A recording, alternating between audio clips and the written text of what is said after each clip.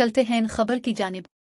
ओकाड़ा से हमारे नुमाइंदे वहीद तारिक बलूच के मुताबिक एक सत्तान तहरीक अलिफ निसाफे के रहनुमा राव बिलाल अनवर ने कहा है कि असम्बलियां तहलील करने के ऐलान से हुक्मरानों को सांप-सून गया।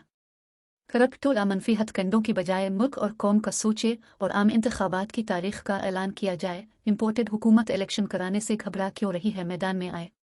इन ख्यालात का इजहार उन्होंने सहाफ़ियों से गुफ्तगू करते हुए किया।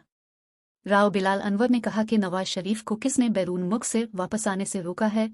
हम तो कहते हैं वो वापस आएं और आम इंतखाबात में अपनी जमात की इबरतनाक शिकस्त देखी। अवाम करप्शन करने वालों को उनकी मौजूदगी में मुस्तरद करके इबरत का निशान बनाएंगे। उन्होंने कहा कि तहरीक इंसाफ की क़ियादत में ये अहलियत है कि वो मुल्क को मौजूदा हालात में भी संभाल सकती है, लेकिन ज़रूरत इस अमर की है कि पूरे मुल्क में फौरी साफ और शफाफ इंतखाबात कराई जाए और उसके बाद सहूलतकारों के जरिए कोई रुकावटें न डाली जा। मज़ीद खबरों के लिए देखते रहें कायनात HD चैनल।